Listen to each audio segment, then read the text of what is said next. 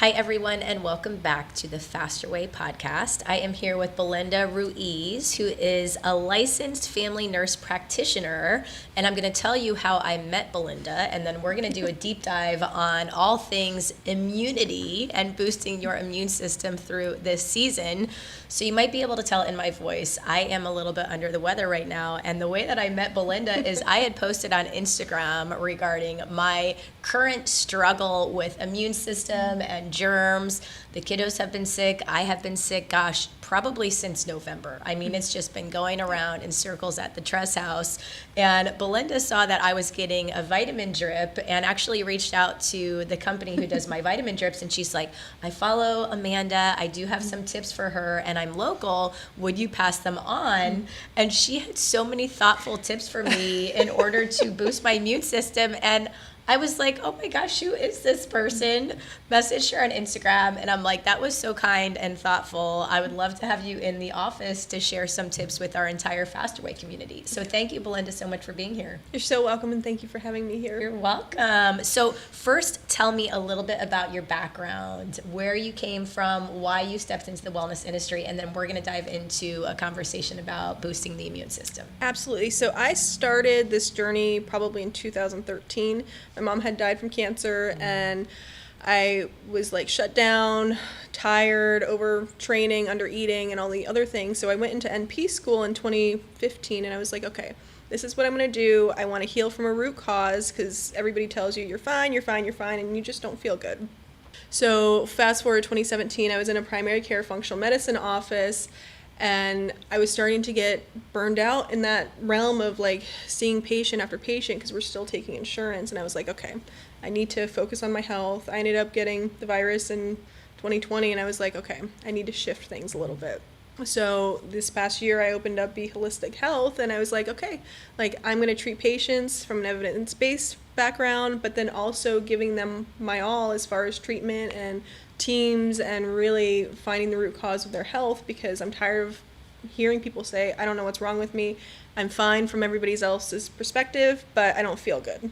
Yeah, so you get to the root cause, and you are sort of the quarterback or the point person who will say, okay, we're going to do this testing and perhaps connect you with this specialist if we're unable to discover the cause for your symptoms, which I love that approach because so few medical doctors are currently using that type of approach. And it's just a limitation of the system. It's not that, particular doctors maybe have the passion. They want to help and they have the passion to help, but maybe not the right model. So I really appreciate that model.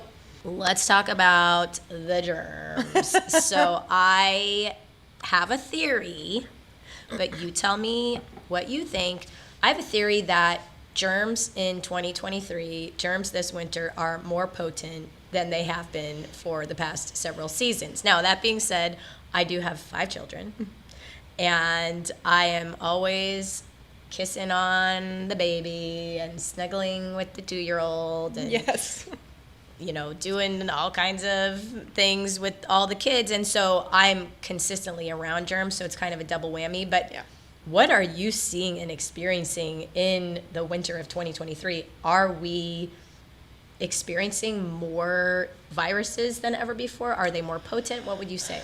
I feel like it is more potency, but also remember too, we just got out of a phase where we were sterilizing everything. So we weren't getting exposed to germs, we were wearing masks, we weren't taking care of ourselves, we're stressed out. So I also feel like with that kind of setup, it gears up for any kind of sickness that you're getting. Your body's like, okay, well, I didn't know what to do with it before, and now I'm going to have this hyper response. Also, I feel like people's gut health is not healthy, and everybody's so stressed out and overworked and burned out and all the things, and that really will play on their health in that aspect as well. Yeah. Is it possible that viruses have become smarter, and that's not the right phrase, but more effective? They mutate. Yeah, so viruses have mutated and are kind of getting around the old ways of, building up your immune system. Because I will say in the past, so let's call it 2017, 2018, I would be able to kick a virus 9 times out of 10 within the first 24 hours. So if I felt a little scratch in the back of my throat, I'd be able to take a couple supplements, have the turmeric, boost my vitamin C, and I wake up the next day, I'm completely fine. Yeah. Recently, it's like I get that scratchy throat. I'm doing all the same things, all the supplements, and then it's going full blown. It's going deep pretty quick. Yeah. Have you been hearing that as well? 100%. Ah. Yep. Okay. Well, at least I know, and you know, that you're not the only one. Okay. We're not the only ones that are going through this. It does seem like I'm getting more and more messages from people on Instagram who are like, yep, same thing. My family's going through it. We're in Seattle. Same thing. Family's going through it. We're in Canada. It's like not just Florida. It's all over the country, all over the world. Totally. So you mentioned gut health, and I do want to address that, and then we'll talk through some of the most important steps for boosting immune system. But why is gut health such an important component of this conversation? So the gut health houses 85% of our immune system in the intestinal lining. We have like microvilli in our intestinal lining, which kind of carries things throughout the gut to send it out through your stool. So what happens is we have something called secretory IgA housed within that, which is our first line of defense. And what that does is it kind of surveils and it looks at everything and says, all right, your friend or foe, do we need to mount an attack? Do we not? Do we need to send you out? So a lot of times now with antibiotic uses and anti-inflammatories and birth control and stress is probably the biggest part, because when we're so stressed out, it sends a signal of like epinephrine, norepinephrine into our gut, and it says, okay, we're in fight or flight, we need to shut down blood flow and reserve for what we need to do to survive. So when that happens, it erodes that gut lining, and our immune systems are hypervigilant in attacking everything, or it gets to the point where it suppresses so much that it doesn't want to respond to anything. So it's really looking at, okay, do you have pathogens in your gut? Are you eating tons of sugar? Are you so stressed out that, you can't think on things anymore? Or is it that, your choice of foods or, all these different mechanisms, and it's really hard to pinpoint one thing because they all build onto each other. So exposing that and saying, okay, do we need to heal the gut? Do we need to do L-glutamine? Do we need to do some aloe? Do we need probiotics? Do we have a diverse microbiome that's going to help us to fight these bacterias? And if we don't, then that's going to increase our risk for getting more sick and having autoimmune conditions and inflammatory conditions and not have great health. And how do we test our gut health? How do we know if gut health is in fact part of the issue? So I like to do a 3-day stool test. So you have to collect your poop, which isn't the most fun thing to do, and I have clients that fight me all the time on it.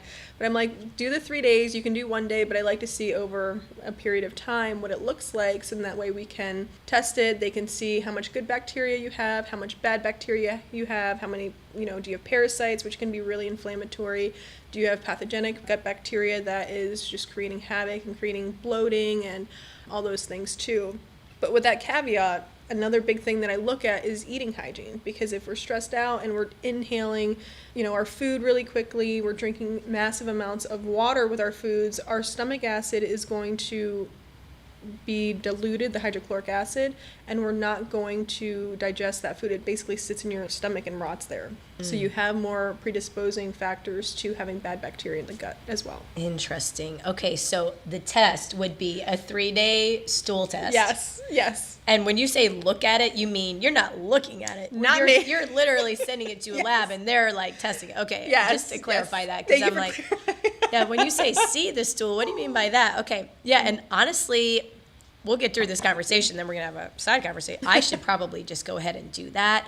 So let me just kind of dive into my frustration and pain point. Yes. You follow me on Instagram, you know that I happen to have a very successful and effective nutrition program. Yes.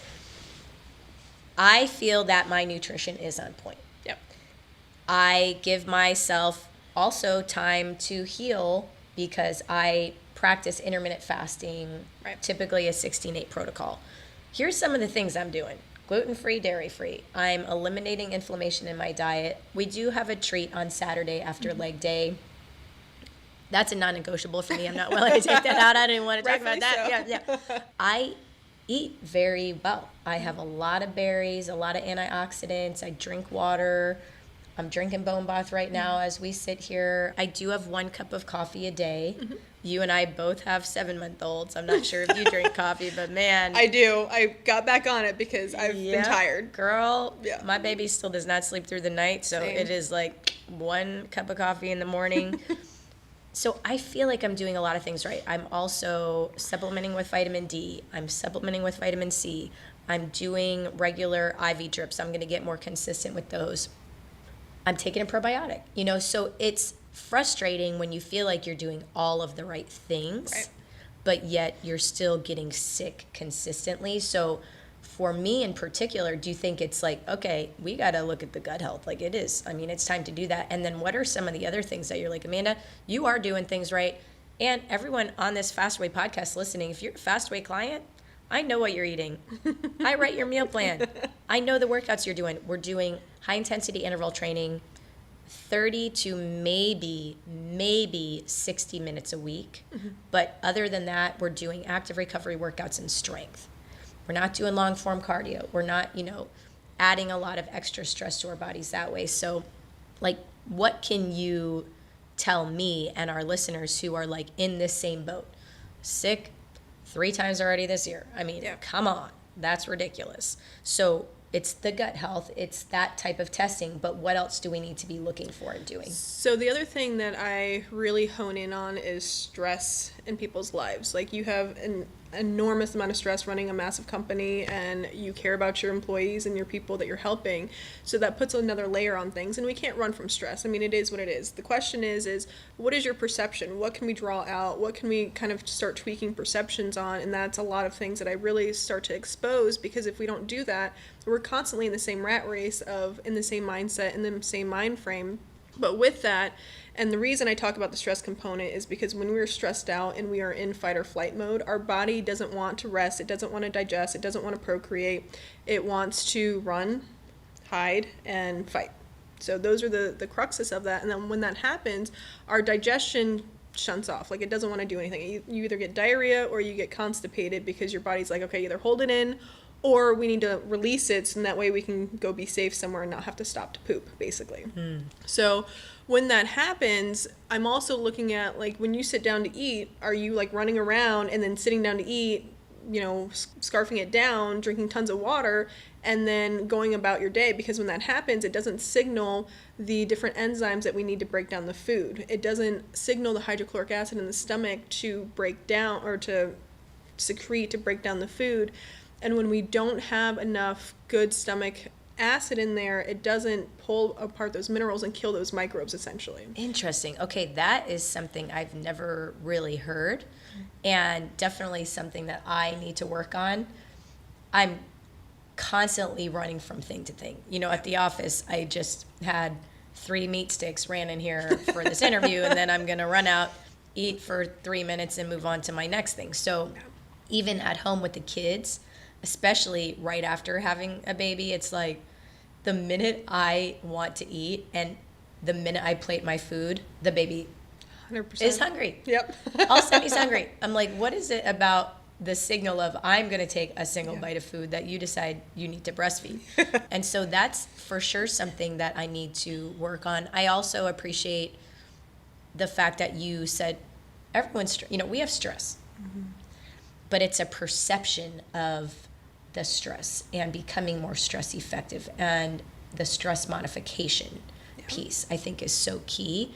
And yes, I am running a big company, and many of our listeners are running businesses. They're working, they're moms, they're volunteers at church, they're head of the PTO, but it's the perception of what we have on our plate. And I need to rewrite the story of I'm the only one I know doing what I'm doing, raising 5 kids and running a company of my size. I consistently repeat that phrase or repeat that sentiment, and I need to rewrite that story, because it's the perception of I'm in great company. Plenty of women are running businesses and they have kids and they're stress effective and they don't get sick every other week. So I think part of it is just that perception of becoming more stress effective and the positive psychology around it's a privilege to be doing what I'm doing. Yes, 100%. And the other question I have is, do you gratitude journal?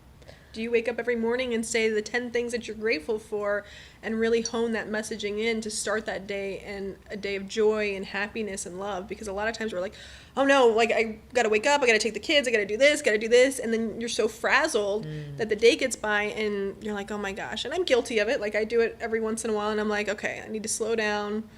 You know, it's not the end of the world. Like, it's good. Life is good. Yeah, absolutely. So what is the benefit of gratitude journaling for the immune system conversation? So basically, they've done studies on this, when you are coming from a place of gratitude and happiness and joy, it increases the immune response because you're in a parasympathetic state. So you're in rest, digest, heal, procreate, all those fun things that our body wants to do when we feel safe.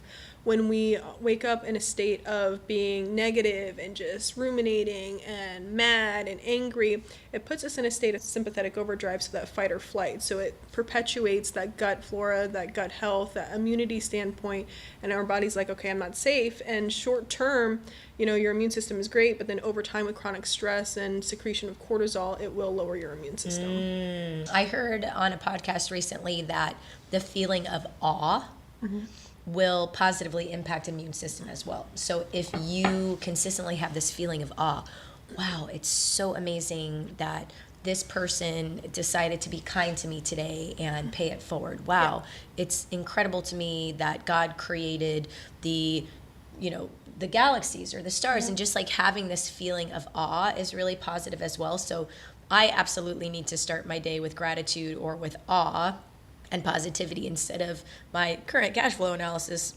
which is what I normally, I'm like in bed and I'm looking at all the cash flow and the finances, and that's how I begin the day. So that's definitely a good tip. So really quick, I just want to pull out a little goodie bag that you brought me. And if you're watching on video, you can see this goodie bag. If you're listening on the podcast, I'll kind of describe. So first and foremost, you brought me something called NAC, which was so thoughtful, but I have no idea what this does. So can you tell me what this is and what it does? Yes. So basically, when you had said that you were getting coughing and like congestion in the chest, the N-acetylcysteine or the NAC, what it does is it helps to thin out mucus. So in that way you can cough it up and you don't feel like it's sitting there, because when it sits there and it just festers, you can get increased risk for pneumonia. So we don't want that. It also will help to prep like your detoxification pathways. So it turns into glutathione, which is a master antioxidant within the body. So we want that to help fight off oxidative stress from all the stressors and things that we have coming at our body. N-acetylcysteine. I said that right? N-acetylcysteine, yes. Okay, N-acetylcysteine. Okay, I've never had any idea how to say that. Really quick, I don't want to waste time on this because it's not relatable to everyone listening, but I'm missing 2 genes that help with detox. And so when in the past I've done vitamin drips and they've done a glutathione push, I have not felt good because my body doesn't detox it well.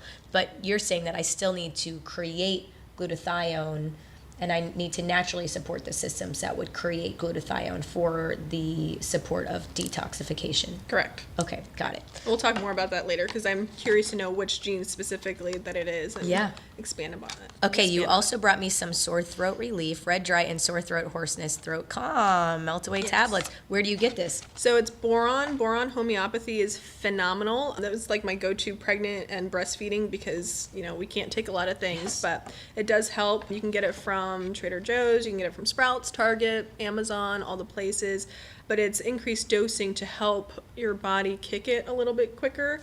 I'm not a homeopathy expert, but I know they work, so great. I use them. Okay, also Chestol, melt away pellets, homeopathic medicine on the go cough relief, melts under the tongue. I'm going to take that immediately. Yes, that one's going to help to loosen up the cough. When we had the virus not too long ago, back in the summer when Oliver was 6 weeks old, I took a lot of the Chestol, and that helps to loosen it up and to get it out of my chest so I can cough it up. Okay. Also in this bag is ashwagandha. Talk with me about ashwagandha. Why is this so important? So it's important because when we are sick and when we are stressed out, it helps to buffer our stress response and our resiliency. So that's going to be really important to prevent you from getting more sick and help your adrenals to not make you overtired throughout the day as well. Interesting. Okay, so if you were going to share with my listeners your immunity protocol. If you could just share, okay, here's what I do, here's what every single person listening needs to do in order of priority, what would it be?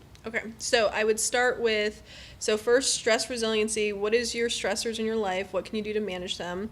Are you getting outside daily for walking? Are you exercising to move lymphatic flow? Are you eating a good nutrition diet? Are you limiting sugar, dairy, gluten, things that can be more inflammatory to the body? Are you taking zinc? Are you taking vitamin D? Are you taking vitamin A, vitamin C, immunoglobulins to help build up that secretory IgA? And then also, are you taking probiotics? Those would be what I would start with, just to kind of get things kick-started to where immune health can get you back to where you're at. Yeah, vitamin A, that's one that I haven't heard as much. So just straight vitamin A? Vitamin A, but don't do it because you're breastfeeding. Oh, That's why I didn't say vitamin A. Oh, see, that does make things a little bit more tricky. Yeah. Now tell me, maybe just two, as we close, two of the most common mistakes you see women make who are coming into your practice and they're like, Brenda, we are frustrated because our hormones are imbalanced. We're getting sick all the time. We're unable to burn fat. What are two of the most common mistakes you see that you're able to quickly alter? Under eating and overtraining. Yeah, girl, we talk about that all the time. Under eating and overtraining. Yeah. We didn't talk about that ahead of time. Yeah. Yes, it's so common. And why is that negatively impacting your clients? Well, because people are stressed out to begin with, Yeah. and then when they're eating calories that are 1,900 Ugh. calories per day, Yeah. and then they're exercising 2 hours per day, Yeah. it's putting their body in more of a stress response, and then Yeah. they're getting nutrient deficiencies, their gut health isn't happy, they're not sleeping well, their hormones are off, their thyroid gets affected, so that's it's a big one. And I see fitness people out there, and I'm grateful that you don't do it, but I see it, and they come to me, and I'm just like, why? Ugh. Why does this have to happen? Yeah, it's so common for people in the fitness industry to have suboptimal thyroid function because they're under eating and over exercising. And unfortunately, we were taught that. I mean, we were taught it's exercise more, move more, and consume less. And it's just a math equation. I mean, I literally heard that when I became certified. And so it's difficult to kind of switch that paradigm Yeah. in the brains of so many people in the industry. The diet industry in general has lied to people. I know. Just for decades and decades. So I love when people come into the Faster Way and they say, oh my goodness, Amanda, I'm eating more than I have in years and I'm actually exercising less and I'm seeing results. The fat is melting off. My energy is sky high. So that's a big win for our clients. This has been so helpful. I truly appreciate it. I enjoyed hearing your protocol and the recommendation that you have for everyone listening. It's vitamin C, vitamin D, it's walking outside, it's gratitude, it's the stress modification or becoming more stress effective. And selfishly, I appreciate you coming into the office and sharing a goodie bag with You're me. welcome. And we want each and every one of you to be healthy and well. We want your energy to be sky high. We want you to pursue your purpose and live a life with energy and happiness and confidence. So I hope that these tips helped. Thank you once again, Brenda. You're very welcome. Bye, everyone.